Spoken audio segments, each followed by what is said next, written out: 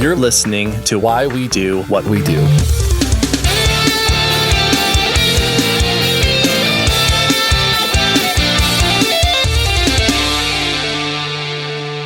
Welcome to Why We Do What We Do. I am your driving Miss Daisy host, Abraham.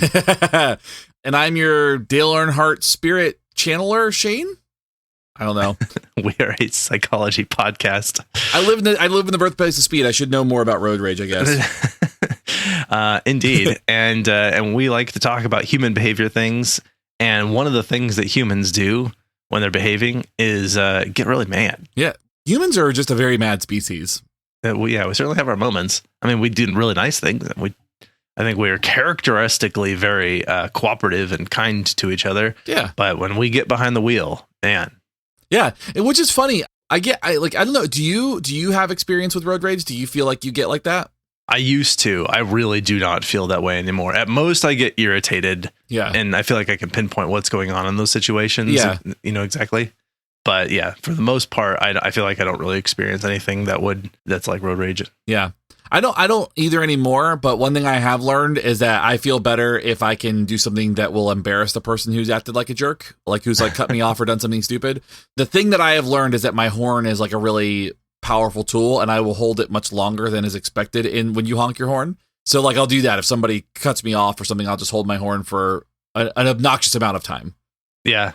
I usually will try to, particularly when someone's going really slow. I think that's the thing that irritates me the most. Uh-huh. And the way that I have decided to respond to that is to speed up to the speed limit, go flying past them, and try and make eye contact. There you go. Like you see the rate at which I'm driving currently. This is not fast enough. Yeah. Model what I'm doing. Yeah. And I'm flying past you. Yeah.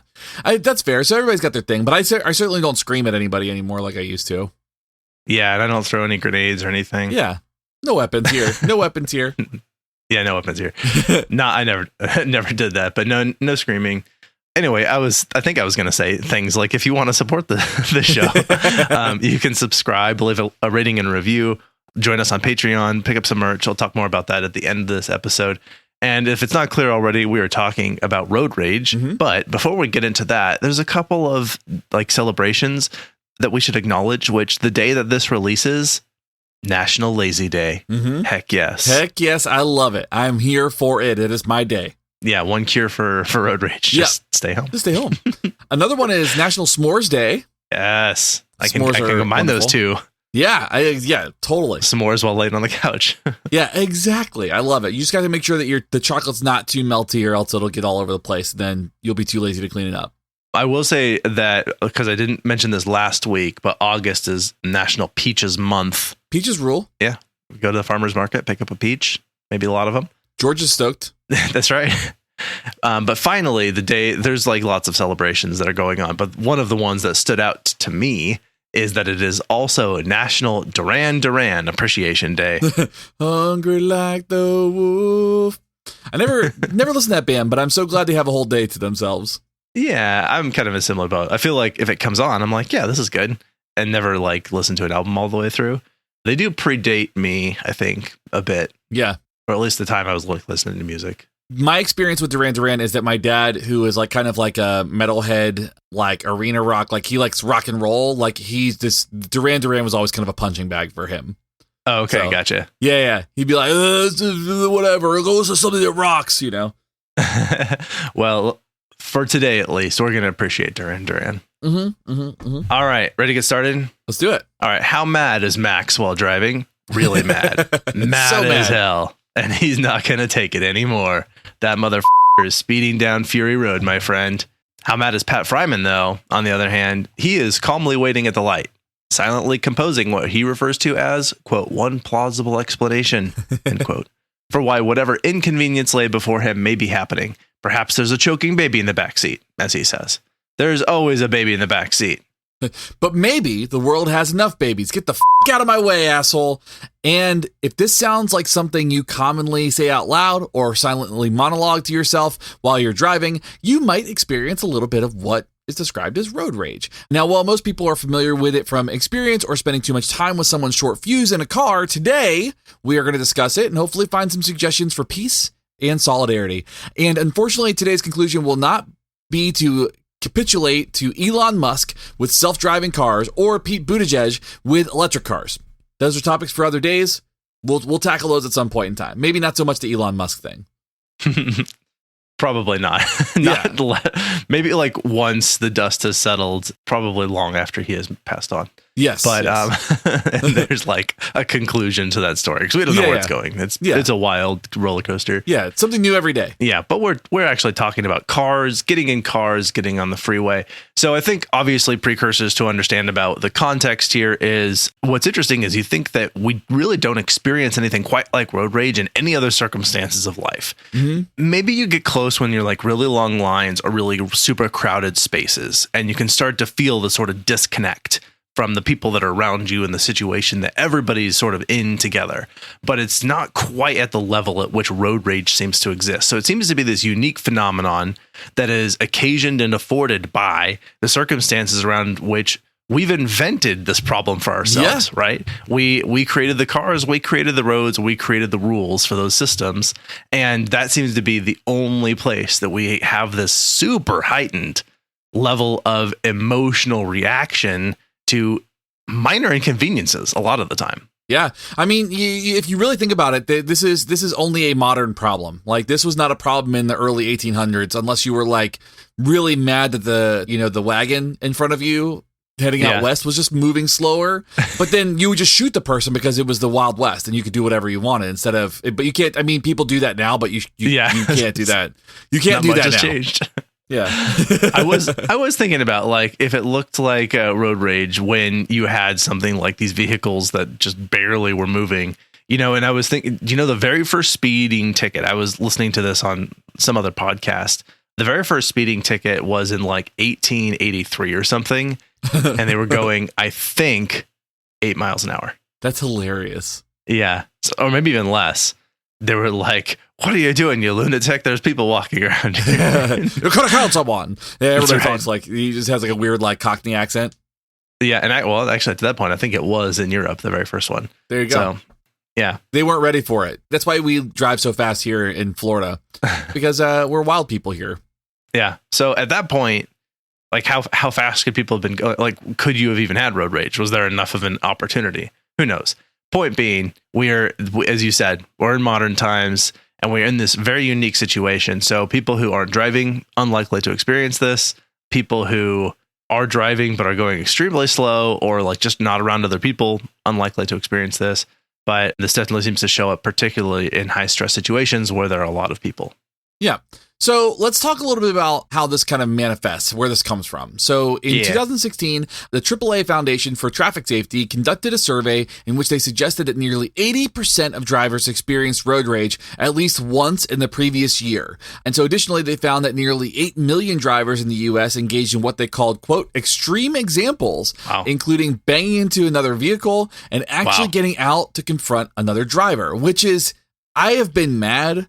I have probably confronted drivers, but I've never bumped somebody with my car. Yeah, that's very intense. Yeah. That seems like it's crossing a real serious line. Yeah. I also would not be comfortable getting out of my car, particularly in this country, like the most trigger happy country on the planet. Oh, yeah. Yeah. There are very specific circumstances where, like, when I was younger and we would always, like, all of our friends would be in the same car and we were just loud, obnoxious people. So if something did happen, all of us would jump out of the car and be like, bah! Like, kind of like Jason Segel does in I Love You, Man, when he, like, runs up and scares the guy. He's like, ah! And, like, nobody wants to fight. Like, we would do that and we would never throw a punch or anything, but it was always a lot of fun. Just meant to look scary. Yeah. Not actually be anything. It would scare away brown bears, but we would get killed by a grizzly bear as a result of that. There you go. Man, that's a lot of people. 8 million. That's intense. Yeah. All right. So we have some examples of this. One thing we should say is that this also is sometimes simply referred to as aggressive driving, that sort of thing. Yeah. But we have a rear-ending someone's bumper, pulling out a weapon, throw objects at the other car, tailgating, weaving in and out of lanes, speeding, yelling at the other driver, honking incessantly. Shane. It's just one long honk, to be fair. It's one long honk. Fair. Or blocking or cutting off another car. So those are some other examples of what road rage can manifest as beyond simply feeling angry. Yeah. Now, another analysis found that aggressive driving or road rage, like we just talked about, contributed to 56% of fatal crashes across a 5-year period. So that's more than half the car accidents that occur are a result of somebody driving aggressively and being in a kind of an emotionally compromised state while they're operating a 1,000 or so pound vehicle. I was going to say that's most of them, which really surprised me. It wouldn't have surprised me if it was like, something like 20% or 25%, but all the way up to half. Yeah, that's quite a jump there. Yeah, absolutely. All right, so who does this sort of thing and why? Well, mostly we'll start with the who for now. Males 18 to 39 were more likely to engage in this type of aggressive behavior. Shocking. Specifically, males were 3 times more likely to actually get out of the car to confront the other driver than females were. Yeah. So this is one of my favorite things about like science and surveys and statistics is like when nothing surprises you. Yeah. But now we just have data to back up the thing that we already knew was going to happen. Right. Like, it's like, yeah, of course it was like young dudes like acting like this, right? If you saw the South Park skit where some of the girls start going through puberty, and as soon as the boys notice, they turn into cave people and they stop using words, and they like their brow gets low and they go, oh, duh. And they like, and then they just like grunt at each other and hit each other with stuff. Ridiculous. I love it. I love it. Now, drivers in the Northeast were 30% more likely to use an angry gesture. So I guess those Sox and Yankees fans just love to give people the finger, huh? Interesting. Yeah. I'm not surprised. I've spent some time in New England. I am not surprised. I would have thought any place where there's like a lot of traffic, you could find this, but all right. Most of it's over there. Most people are over there, so I guess there's that. Yeah. Interestingly, driving over the speed limit or racing was related to 19.1% of fatal crashes, 8% more than the second highest factor, which was driving under the influence. Wow. Yeah, which I would have definitely pegged at being quite a bit higher. So while both behaviors are, of course, entirely avoidable, speeding is perhaps easier to deal with in the moment by simply lifting your lead foot and diffusing your hot head for a hot second. Oh, thank you, Alan, for all this. Now, it's worth kind of diving into what exactly is happening. But before we do that, we've been talking for some time. We should probably give the sponsors, maybe hopefully like AAA or maybe even Geico will be coming on to do a quick commercial. But we should probably hear from them before we go into what's actually going on.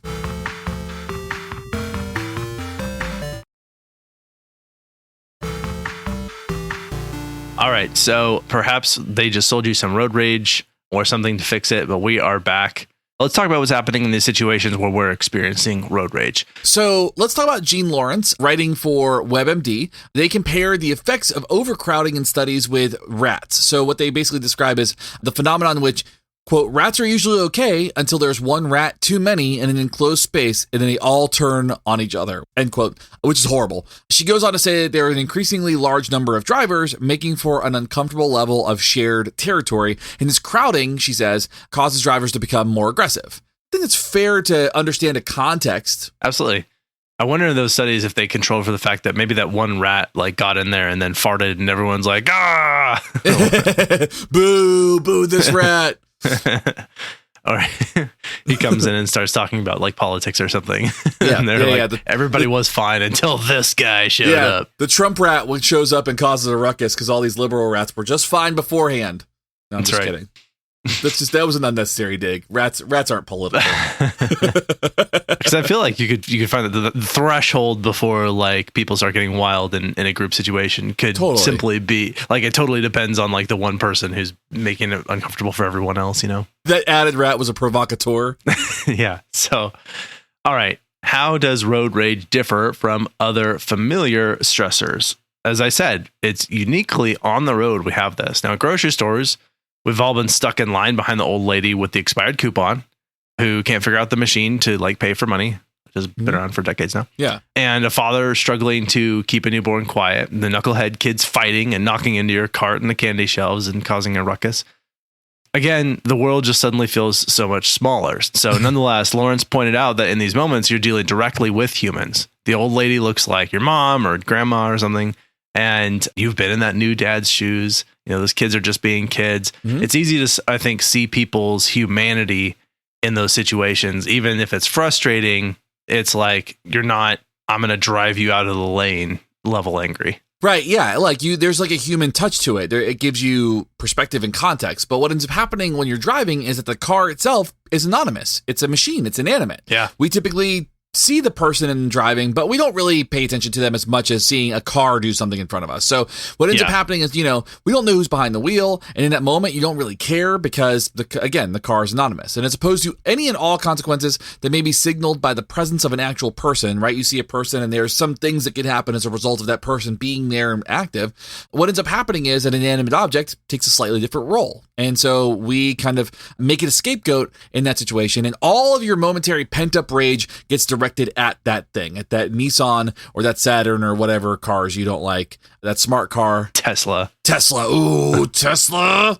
Now, the same consequences don't seem to exist in the presence of a car as they do in the presence of another individual. So there's a little bit of a different kind of approach or a different context there that makes the difference. Now, you can argue that this is the same effect as texting mean things or tweeting garbage comments at other people. Yeah. It's very dehumanized. So you're welcome to say mean things to Mike Tyson on Twitter, but we'd advise that you tread lightly if you ever meet him in person. There was recently a video of somebody getting knocked out by him in real life. So wow, scary. And I was kind of wondering because I do feel like I experience less of this irritation toward motorcyclists who I can like really clearly see as a person. Yeah. They also, I mean, they can't, like, they're just so much more flexible on the road in terms of like where they can go and all their speed and all that sort of thing. So they also rarely ever a problem.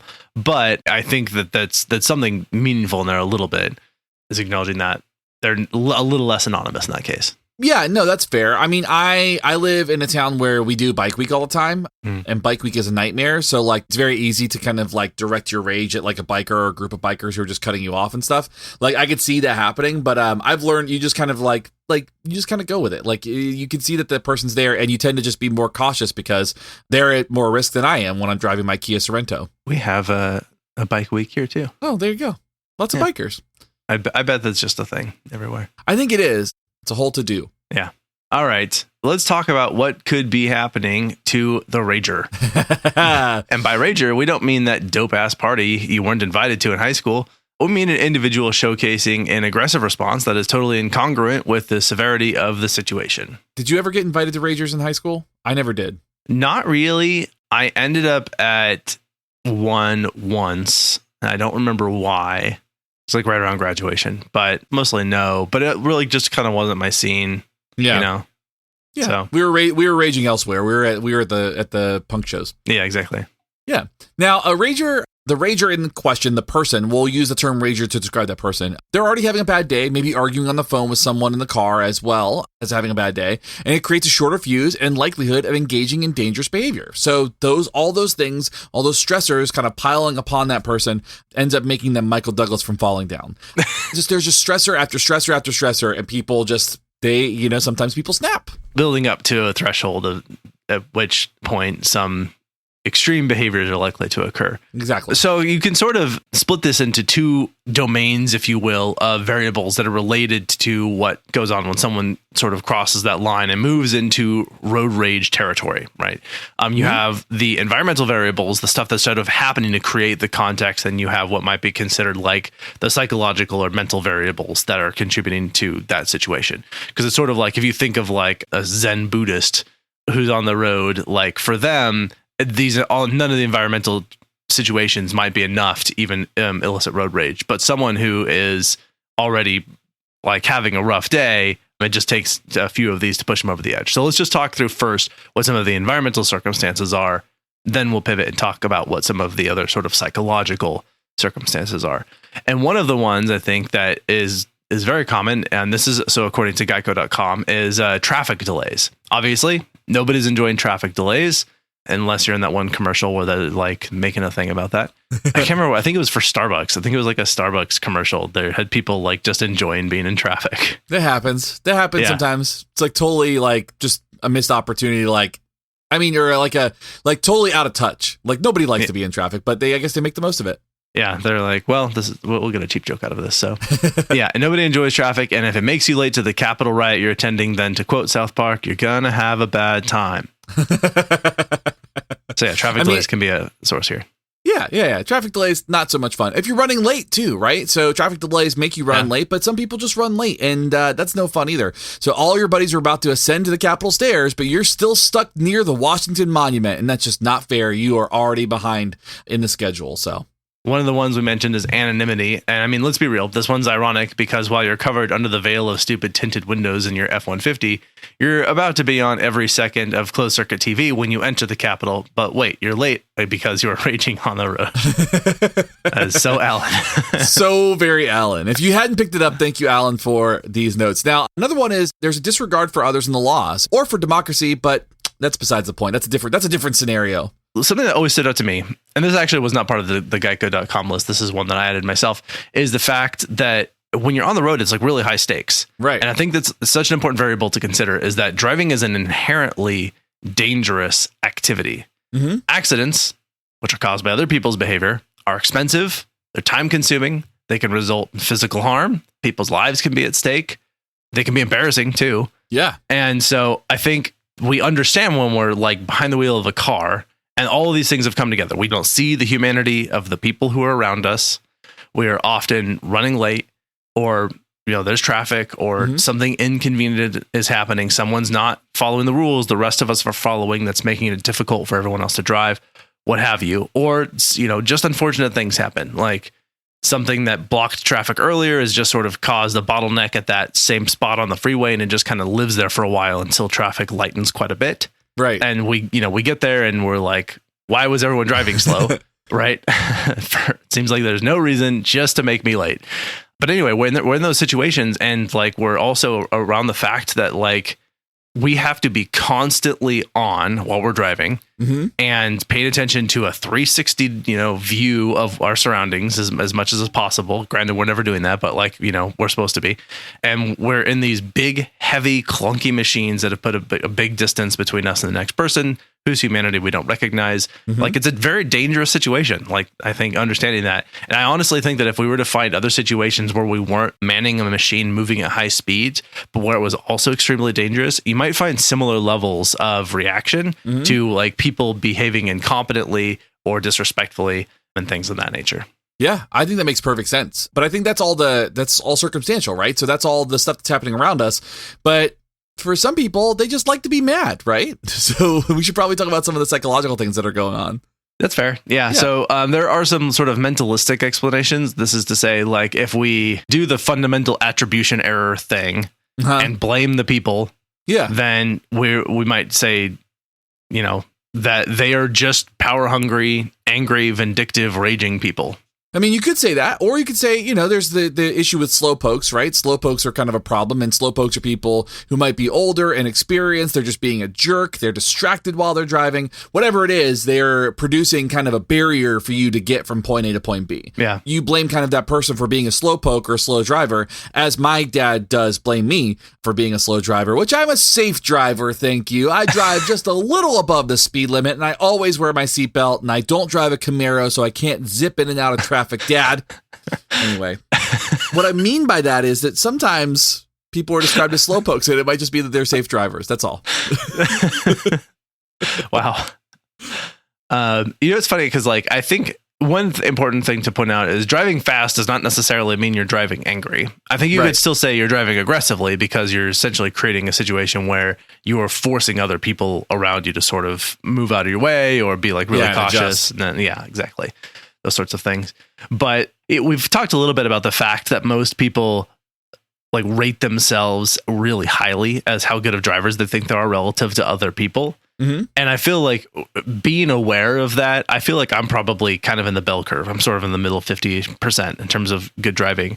I think where the things that I am good at are that I tend to remain very calm, even when things are going poorly. Yeah. I do not react very strongly. I do not freak out easily to small circumstances on the road. So I think that's what makes me a good driver. What makes me a bad driver is that I also sometimes am like thinking about something or listening to music or a podcast and maybe not paying as much attention to like the road as I should be. Sure. That I think is where I tend to be a not as good driver. And although I try to have really good integrity with using my turn signals, I sometimes for some reason just don't. And I don't have any reason why. It's just like, I was like, gonna change lanes or turn, and I thought that I hit it and I didn't, or I was more paid attention to what I was doing and not actually signaling what I was doing. Yeah. Which helps nobody. Yeah, no, not at all. That's why I think I sort of fall middle of the bell curve. Also, they're like, let's think about this. There are people who are professional drivers. Like, they're gonna be better than me. Oh yeah, absolutely. Yeah, so those are my thoughts on that. Yeah, I think it's fair. All right, well, let's pull off the side of the road. I want to hit this rest stop and take a quick break. Let the trucks with advertisements on them drive past your ear holes.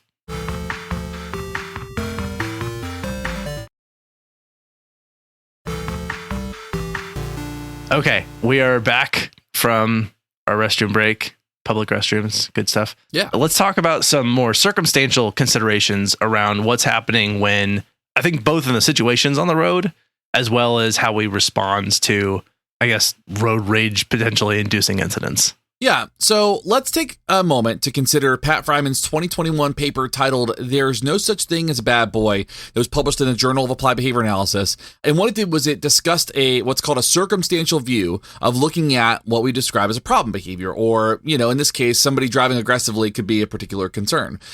In this specific paper, he provides an anecdote of a driver being pretty upset with another driver stuck in front of a green light ahead of you. Okay, so they're basically in the way. And when you get out of your car after 2 missed lights, you notice the other driver is turned around, panicking about her toddler, who is choking and blue in the face. So they're choking in the back of the car. So you're stuck behind this person. That you were mad, and now all of a sudden you're mad. You're not mad anymore, right? Immediately what happens is your demeanor shifts from aggravated at that person to wanting to help the mother. And any of your frustrations suddenly disappear and your compassion kicks in. But in terms of road rage, what if you got out of your car with a weapon?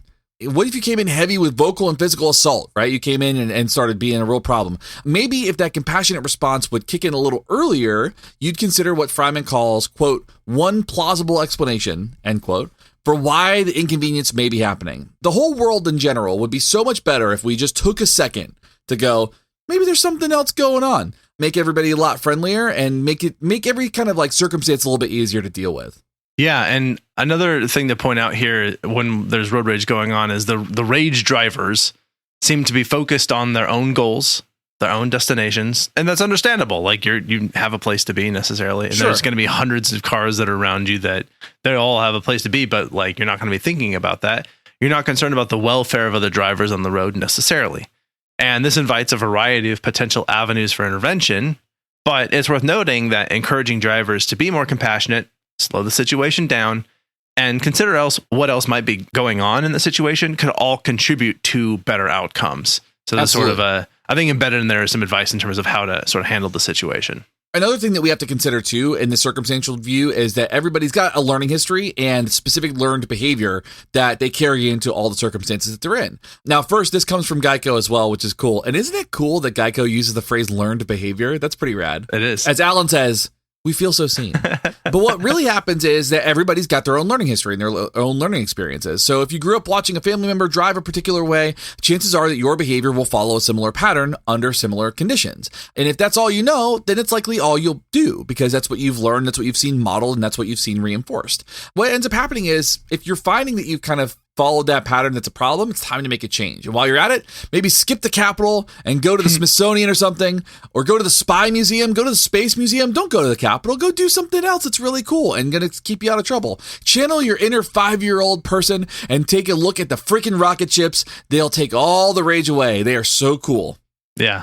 I mean, you could also go to the Holocaust Museum, but depending on the person who's storming the Capitol, that might actually be like, just get them even more riled up. They're like, yeah. Get him. Yeah. It could be a real problem for some folks, for a very particular group of people. To be clear, I'm calling the January 6 rioters, I'm calling them anti-Semitic. Yes. Just I appreciate you clearing up that metaphor. Yeah. Also, I think consideration here, if you grew up watching your papa wearing a Viking hat sitting on a speaker seat in the Capitol, well, we know where this is going. Yeah. A lot of digs. I feel like maybe Alan is not watching The Wire so much anymore. He's just been watching the trials for the January 6th hearings. Yeah. It seems like maybe that was on TV when he was writing these notes. Yeah, I think that's been the primary binge watch lately. The other thing I think I wanted to add to this conversation here, because I think this is all really important, is just sort of how I know that I've shared this on the podcast before, but how I have sort of taken on how I approach these situations. And I think one of the reasons I stay so calm is I actually really frequently think about Fryman's approach and his example here, and thinking about what is going on for these other people. But in the moment, a thing I like to say to make me feel like I am both making fun of the other person and it just makes me feel better is I will look at someone driving in a particular way and I'll say out loud as if I were talking to them, "Your first day driving, huh?"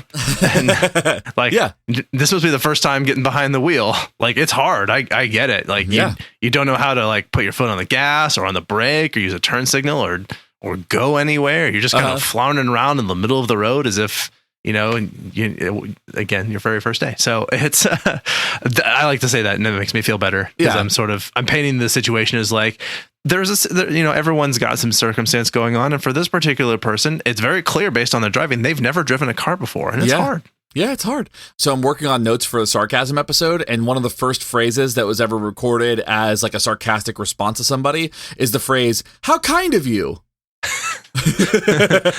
So that's kind of now in my head. It's like if somebody cuts me off, "Oh, how kind of you to slow me down. I appreciate that."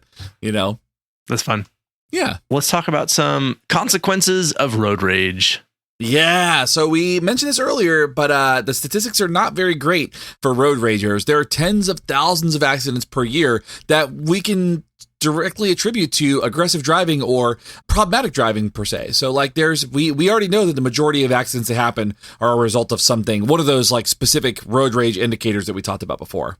Now, James Macon, a BCBA writing for the ABA Learning Lab blog, suggested that the issue lay in faulty rules. Now, not necessarily faulty road rules, although some of them, but he does suggest that if we could somehow include road signs to better guide people's driving, that might prevent some of these road rage situations, which I think is a very ambitious claim, but let's see what he has to say here, right? Yeah. No, so for instance, if slow drivers met consequences for driving in the left lane, which is indeed supposed to be for faster driving or supposed to be the passing lane, it wouldn't set off other drivers if people were following those rules, right? So if they were very clearly marked like right lane or slower traffic to the right and stuff like that, and those were more frequent, it might have an impact on those road ragers. Assuming that people adhere to those signs, for sure. Yeah. Driving erratically would also be more frequently consequated by highway patrol. One would hope.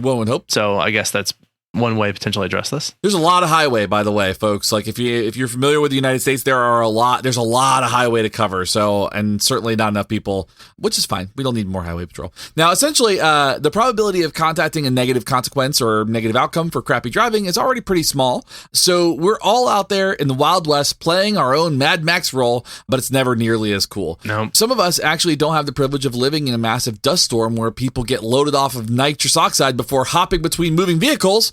Some of us work in an office and wear dad shoes. So I don't have nearly enough leather or fake leather to live in the Thunderdome. Indeed. I also feel like maybe he just watched Fury Road, which is on HBO Max right now. So that very well could be what's happening. Yeah. So one of the things to also consider here is understanding that, so the consequence of road rage could be those things, but the consequence of road rage could also just be nothing. Like it just is like you blow off a little steam and you're fine. Yeah. For the people who are driving poorly, the consequence of them either speeding too much or driving too slow or whatever is get from point A to point B. Right. And with relatively little incident. Right. And maybe get there fast, maybe get there without being as late as they're going to be, what have you. But the aggressive driving consequence can ultimately be favorable. And hence one of the reasons it is very difficult to shift behavior away from that. Right. Exactly. I mean, you see it all the time. Like, how many times have you ever been in traffic and you watch something happen? You're like, man, I wish there was a cop here right now.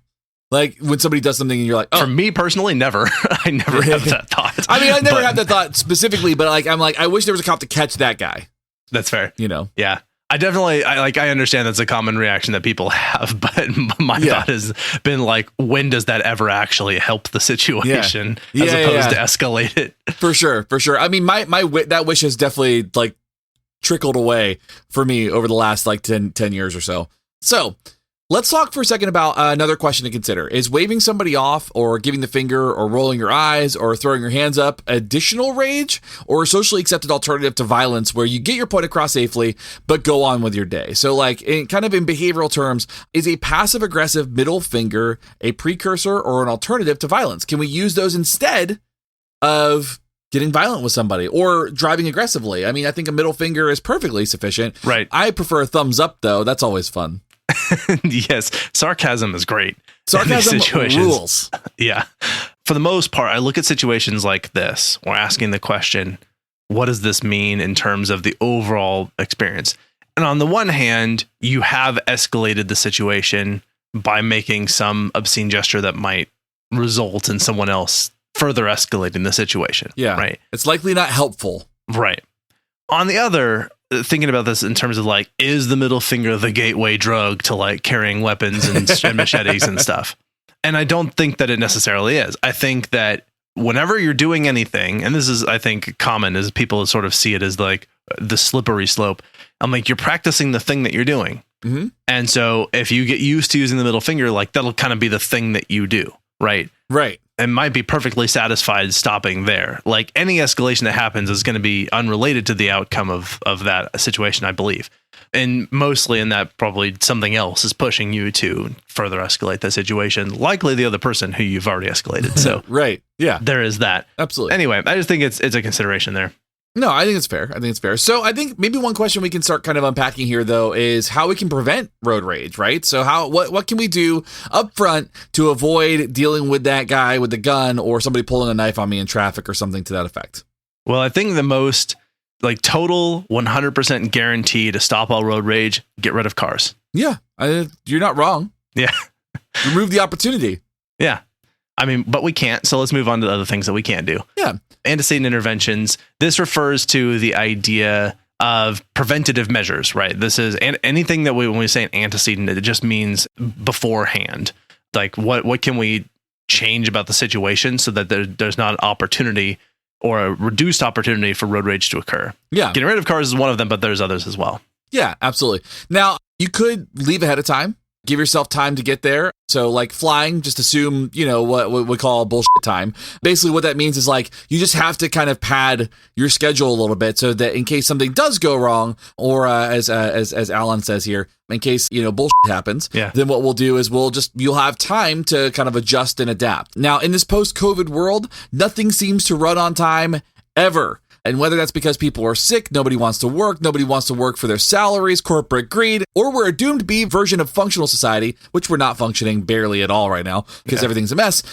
That's for future generations to reflect on and answer those questions. We don't have to answer those questions. Best case scenario, you're early and you grab a beer, unless you're a surgeon, pilot, or driver's ed instructor, maybe don't do that. Yeah. Of course, you can take anger management courses if you feel like you're particularly prone to this. They might give you some tips and strategies for how to reduce your experience of building rage and tension in yourself. Mm-hmm. So that's something you can do as well. Yeah, absolutely. There's also suggestions from WebMD, which I always love. And these will not immediately tell you that you're dying, so don't worry, as a quick Google search of any of your ailments might do. But the first thing is, very much so in line with, I feel like, a secondary value of the show, get rest. That is, yeah. Yeah. We talk about sleep and rest so much, it's ridiculous. A lack of sleep actually may lead to a loss of control. And in terms of motivations, when you are stressed, when you're not sleeping well, when you are tired, it's a very powerful motivation and can actually lead to you having a quote unquote shorter fuse if you're not getting enough rest. So it's also a really bad idea to fall asleep behind the wheel. Don't do that either. It's real bad. I was actually just going to say, if you're falling asleep at the wheel, you could be then eliciting the road rage from the nearby drivers or just driving off the road, all bad things there. Yeah, so, real problem for everybody, truly. As a general recommendation for solving a lot of the world's problems, limit alcohol, reduce it, eliminate it altogether, potentially, but at least limiting alcohol is one way here. Booze never makes any resolution better. Nope. And also drinking and driving is really dangerous and a horrible idea. Yeah. So that's just another thing that you can do to make road rage for yourself and for others less likely to happen. Yep. No joke in that. Just don't drink and drive. Yeah. Nice and simple. Or drink and do most things, but that's just me. Yeah. That's fair too. Now, you can leave early, like we mentioned before. This is going to reduce aversive levels of brief waits and inconveniences. What that means is basically if you get stuck behind a car and you are supposed to be exactly on time and you end up having to slow down or slow your pace, that can be an additional stressor. So if you leave a little bit earlier, then you kind of have that buffer to prevent that. Also, getting to a party early, it means that you get first dibs on food. Going to work, however, then first dibs is probably less appealing. We totally understand. So, maybe decide on what you want to get early to. Now, you can also try and make the mood in the car feel more calming and relaxing. And one strategy for this, aside from like burning incense or bringing an oil diffuser with you or someone to, send good vibes from the backseat or something, is you can play some soothing music. You just put yourself in a state where inconveniences don't feel so inconvenient. They don't feel so impactful. Yeah. But hey, if you vibe and your happy place is like Slipknot or Between the Buried and Me or Amon Amarth, or maybe your thing is Enya, whatever, that's fine too. Maybe you're a big Limp Bizkit fan or you're enjoying your Kenny Chesney, whatever it is. That can put you in such a good mood, assuming you chose the music that you like, that road rage is less likely to occur. Yeah, that's totally fair. Another thing you could do is try to monitor yourself. So you should reflect on your driving experiences, watch for things that set you off quickly, but also don't spend too much time looking at your sexy self in the mirror. Keep those eyes on the road, you dog. Just like, look at that face. Beautiful. It's a beautiful face. You're welcome, world. You can also put pictures of your loved ones on your dashboard. This can be a little morbid, but just remember those who you want to go home to at the end of the day. Try to imagine that even your worst road rage enemies do, in fact, have rational intentions, even if they're a T-1000 sent back in time to kill you. So Alan actually has some specific music recommendations. He said this is not from MubMD. He suggests the Chili Peppers, who released a wonderful new album in the spring and have blessed us all with a surprise reveal of a second new album, double album, coming out in October. And Alan says, we're not worthy. Those dudes are magicians when it comes to music. It doesn't make any sense. Yeah, and going back to off microphone, I guess, before we recorded this, we were talking about how prolific Stephen King is, which I attribute at least in part to his fluency as a writer. I think we're in a similar situation with the Chili Peppers, who have been writing music for just so long at this point. They're probably pretty fluent at writing music. Yeah. But I'm given to understand, Shane was telling me that John Frusciante is back in the band, which, whoa. Yes. And they're just all just incredibly proficient. They're masters at what they do. Yeah. So while you go out and you buy a limited edition vinyl of the Red Hot Chili Peppers or figure out how to listen to it with the Bluetooth in your car, we're going to take a quick break. And I don't know, maybe you'll get some music recommendations or find some good music from this commercial.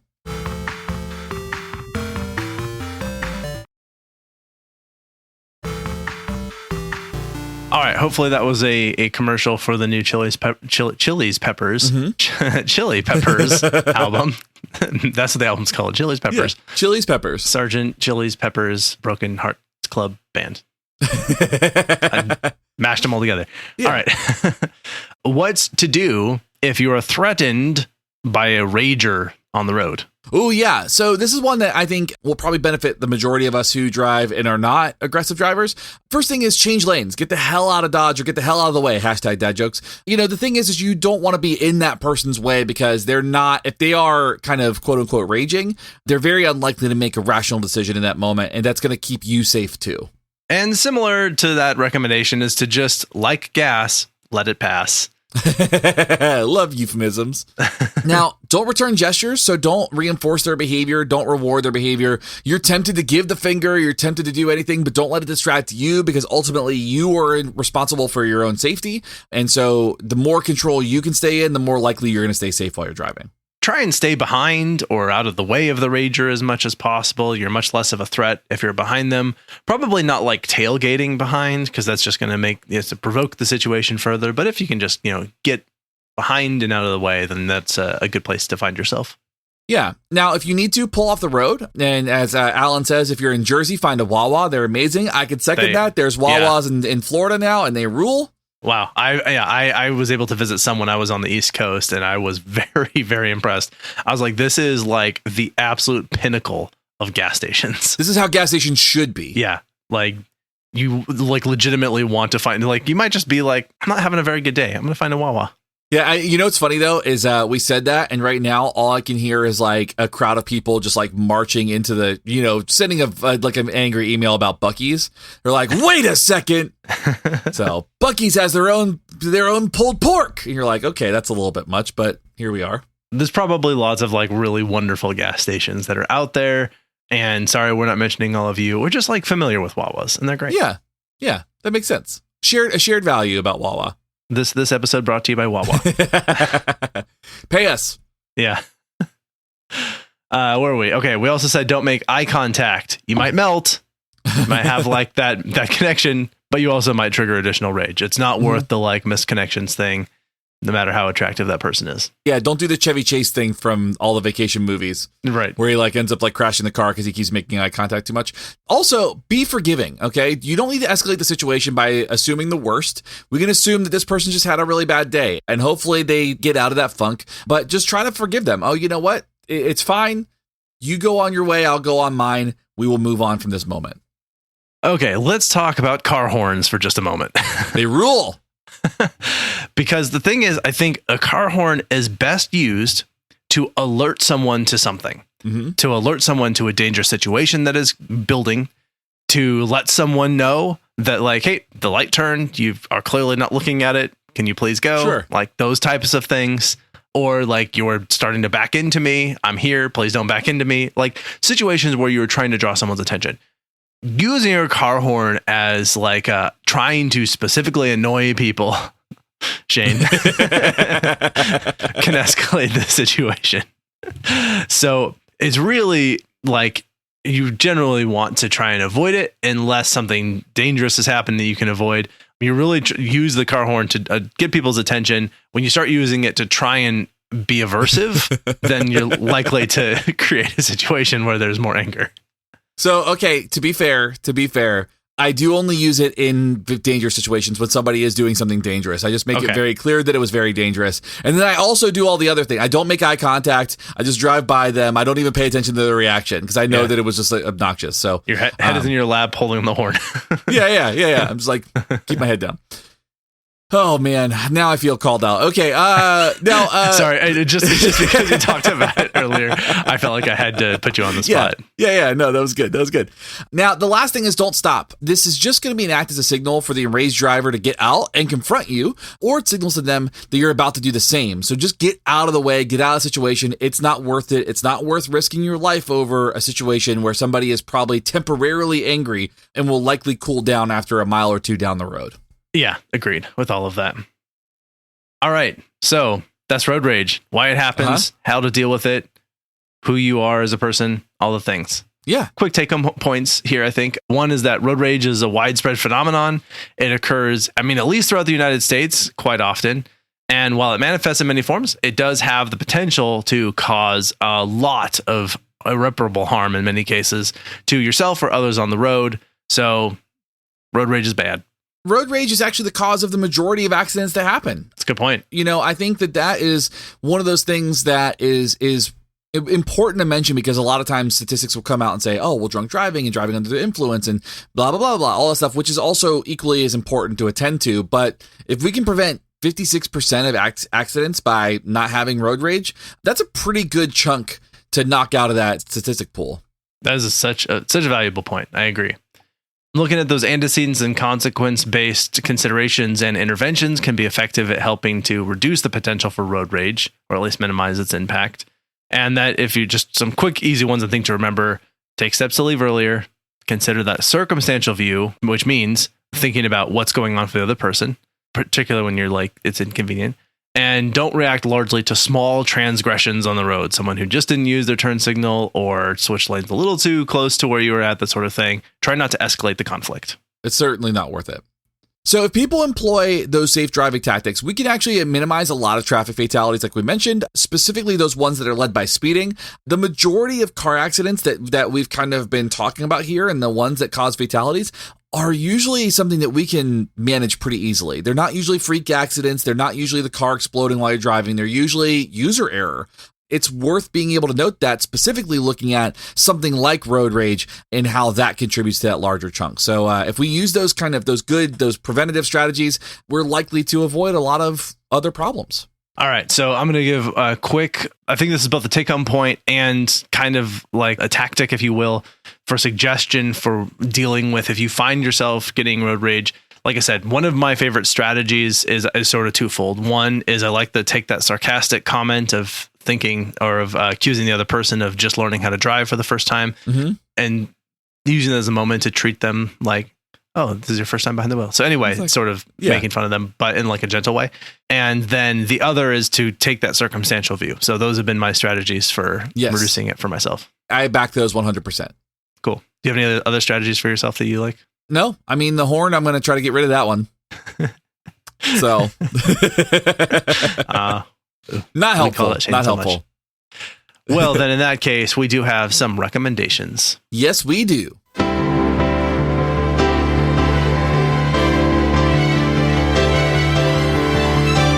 Recommendations. I am recommending. So this is one of those things where I didn't know that I needed it until I had it. And then I'm like, why haven't I had this my whole life? And these are these cool faucets that you can get for sinks where when you turn them on, the water going through, it's not actually like you don't have to hook up electricity, but the water creates a light in the faucet. Oh, the light like shines through the faucet, through the water down into the sink. We got one of these. It just happened to be one of the cheaper options for replacing one of our faucets. And I was like, after I had it installed, I was like, this is the greatest thing ever. It's just that little bit of extra light so you can see what's happening. If it happens to be like dark and you just need to like wash your hands or something, just a little bit of extra that you get from it has been one of the most like convenient things. So if you're in the market for a new faucet, strong recommend to get one of the faucets that lights up. It's the coolest thing. Okay, cool. Interesting. I never would have thought that. Yeah. Random. I like it. All right, so my recommendation is a book. I just finished it yesterday, and I was actually really impressed with it. I'm currently reading a lot about civil resistance and nonviolent strategies for protest. Nice. Speaking of which, that teenager that just raised like $2 million for abortion funds in the name of Matt Gaetz, pretty great. Whoa, yeah. I did not hear about that. That's incredible. You haven't heard about that? Okay, No. So like Matt Gaetz made fun of, like Matt Gaetz, so just a quick aside, Matt Gaetz came out and said that like something, it was a body shaming thing that he said was because he's just the worst person on the planet. Yeah. And he said, like, why are you worried about getting pregnant when nobody wants to sleep with you is essentially what he said, which is just horrible. Yeah. So an activist spoke up, they kind of went back and forth, and then she started raising abortion funds, like in the name of Matt Gaetz, and then wrote like a thank you letter and then signed off, get wrecked, LOL. And has since raised like $2 million in abortion funds in his name. Incredible. So like now she's like, every time she posts something, she just writes thank you, Matt Gaetz, as like the hashtag for it. So he's like totally linked up with this. It's really cool. Wow. So really good example of nonviolent strategies, by the way. And that's like kind of, that'll be a nice tie into the book. So my recommendation is reading a book called Why Civil Resistance Works, The Strategic Logic of Nonviolent Conflict. And it's by Erica Chenoweth and Maria Stephen. It's 320 pages. It's a very dense book, and it talks about kind of what nonviolent strategies look like, nonviolent situations, and like for protests and all that. Yeah. And then provides like a lot of case studies and a lot of kind of like what to do's in these circumstances. It's a very academic book, and I'm really, really impressed with it. And I really think that if you are somebody who is interested in advocating and interested in protest, and especially now with how everything's going on, it's probably good to have this in your library somewhere. Wow, I love that so much. I'm 100% in that as my list. Thank you for that. Yeah, I'm reading that alongside Strategic Nonviolent Power by Mark Matani. So I'm like reading both. I finished this one and I'm still reading the other one, and they're both really good companion books. So like, yeah, I would definitely, a second recommendation, get that one. Incredible. That is, those are such good suggestions. Yeah. All right. Well, if you'd like to tell us about your nonviolent strategies for conflict resolution, which is certainly related to the topic of road rage, if you'd like to tell us about faucets that you're particularly fond of, or maybe some brands that light up in a way that is very pleasing, you should certainly reach out to us. I particularly would love to hear from people who have experiences with overcoming road rage, or if you want to share some stories with us, we're happy to hear those. You can always reach us on the social media platforms, the real ones, and you can also email us directly at info@wwd.podcast.com. If you'd like to support the show, you can subscribe wherever you listen to podcasts, leave us a rating and review, tell a friend, host a conference that is all in our honor, all of those sorts of things. You can also go to our website and pick up some merchandise and wear our brand around, and everyone will say, that person who's wearing that shirt, they're pretty cool, because it says why we do what we do on it. And I just really made me think.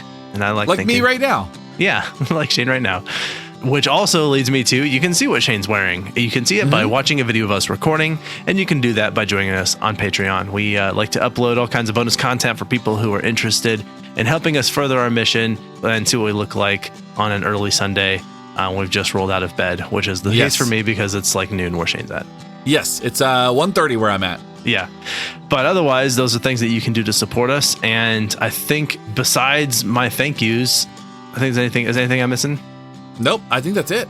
All right, thank you so much to Alan for helping put together the notes for this one. Thank you for my team, which is Justin, Selena, Kyle, and of course Shane. Thank you so much for recording with me. Of course, I always love recording with you. It's the best. The other people who have already joined us on Patreon and are reaping the remarkable benefits from doing so. This includes Amanda, Brad, Kathleen, the Daily BA, Joshua, Justin, Justine, Kim, Kostia, Layla, Megan, Mike M, Mike T, Shauna, and Stephanie. You guys really make this work. Thank you so much for being a part of what we do here.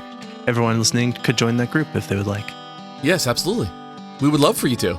We would certainly love that. All right, we'll let you go. Get back on the road. Drive safely, everybody. I think that's all I've got. This is Abraham. And this is Shane. We're out. See ya.